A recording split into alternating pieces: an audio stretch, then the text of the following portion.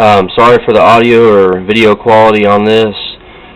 This is the video on countryside hopping. I'm going to start real quick on the day report where you spend your skill points.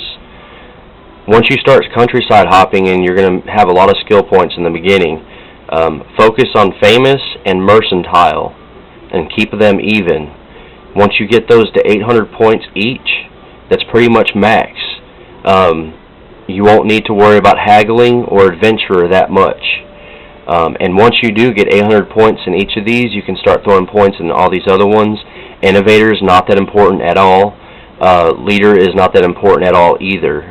Those are points you want to spend after level 200. And then after you get everything maxed out, you start putting points in your thug skills, which my Ruthless is at 4,000 and my Protector is at 2.4. And that's pretty much, you'll be spending most of your points in your thug skills because they never max out. I've seen people with 15,000, 20,000 points in Ruthless. So, you fill all and you start your day, and my thug is out stealing some charming pendants right now, and I'll talk a little bit about that. But at the beginning of the day, 8 a.m., when you start practicing this and start countryside hopping, I suggest slowing the game speed down all the way until you get the hang of it. At 8 a.m., you move down to countryside. You have to be there at 8 a.m. I play at max speed. Like I said, once you get used to it, you can speed the game up and play at a lot faster speed. This just makes less time on the game and you get more done. That's an adventurer coming back from the day before. Once you start countryside hopping, you'll probably only get one adventurer a day because you're moving down here from the palace and there might be one a day. You don't get adventurers at the countryside, so that one was just from the palace.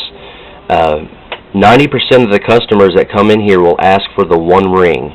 And once you get the thug target list and you're able to start stealing from those targets, push for the one ring. You want to get the one ring. Once you get the one ring, you can start countryside hopping. You don't even have to be at the palace.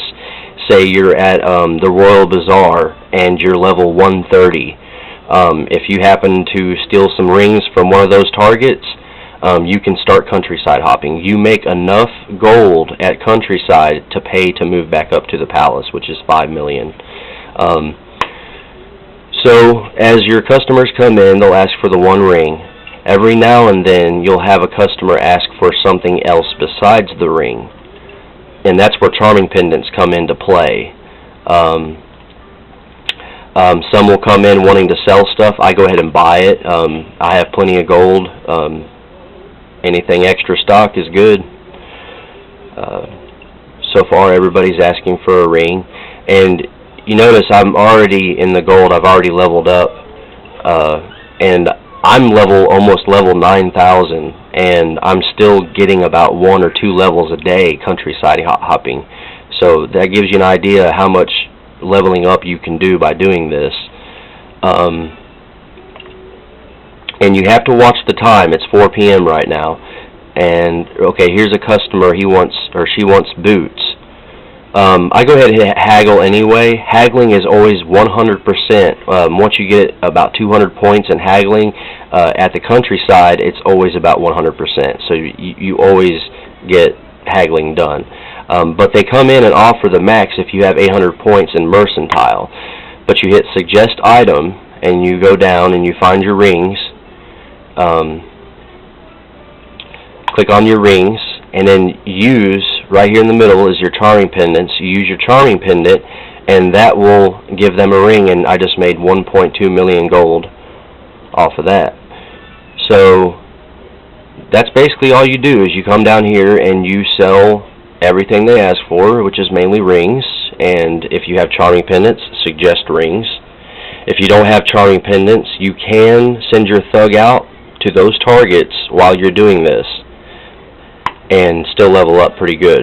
So at 7 p.m., once it turns to 7 p.m., you want to be quick. You have to get to the palace before 8 p.m. to gain this experience. So you move back up to the palace and the day ends. And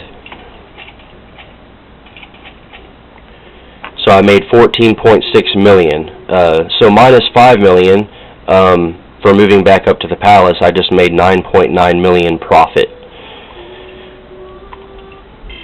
And you'll make about 10 to 15 million, maybe 20 million profit sometimes, but it's usually in between 10 and 15 million profit. So you spend your skill points, and get ready here. At the beginning of the day, you want to click on your map really fast before it hits 9 a.m. And like I said, you can slow down the game to practice it. Move to the countryside at 8 a.m. and it's just a repeat thing. There's your first customer. It's adventurer. I usually get one adventurer per day, usually at 8 a.m. and they come from the palace. They walk in right at the beginning. There's a person wanting a sword. Hit haggle, suggest item, go down to your rings, suggest and use your charming pendant. And you want to do that for every customer that doesn't want a ring. And this person wants a helmet, suggest item, and a ring. And when you're doing this, just pay attention to the time. When it gets about 5 p.m., I kind of keep my eye on it really good. Make sure my mouse is ready to go up to that map at 6 p.m. This person wants a hammer. And like I said, you got to get those charming pendants to make this work the best it can. Because some customers do come in and they don't want a ring. They want something really cheap. But you do make the most gold at the countryside, and you do get the most experience at the countryside. You won't get no more, the same amount anywhere else. So this is why top players do this, because it's the best way to level up and it's the best way to make the most gold. Okay, at 6 p.m. I got to get ready to move back to the palace. So it'll switch over to 7 p.m. Click on your map, go back up to the palace.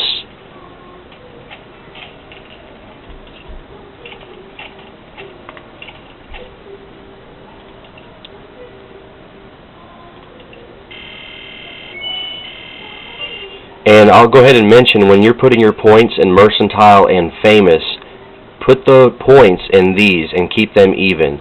And maybe if, like, say you have an odd number, say you have 7 skill points to spend 3 here, 3 here, that's 6, and you have 1 left over, put the extra 1 in Haggle or Adventurer, or maybe Leader, or maybe one of your Thug skills. But you want to put the majority of your points in Famous and Mercantile. Like I said, once you get those to 800, you don't have to worry about Adventurer or Haggle anymore. You're going to be making the most gold you can there. Now, I'm going to go ahead and wrap this video up and move back to the countryside real quick. I'm going to pause this for a second and mention something. As you're doing this, you want to keep an eye on your news and make sure that nobody's spying or robbing you. And whenever you log off of the game, after you start countryside hopping, and you're doing it all the time, you want to log out at the countryside. So, if you're at day 0, move to the countryside and log out.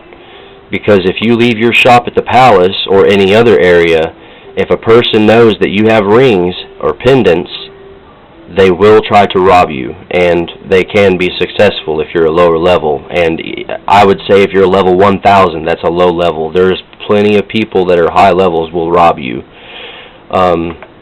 I've been robbed of all my rings before. You have to be really careful about hanging out at the palace. So once you start countryside hopping, you don't want to spend but just a few seconds at the palace just to level up.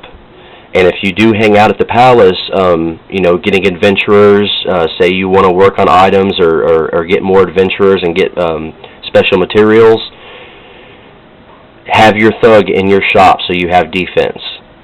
I will make another video about how to use your thug while countryside hopping, but I'll go ahead and mention, if you slow the game speed down and send your thug out at 8 a.m. to one of the palace targets and move to countryside before it hits 9 a.m., you'll be okay. And your thug will always come back with anything. It doesn't matter where he goes, he will always come back to the palace. But that wraps it up. Any questions, give me some mail. I know the whole game, so just mail me if you have any questions.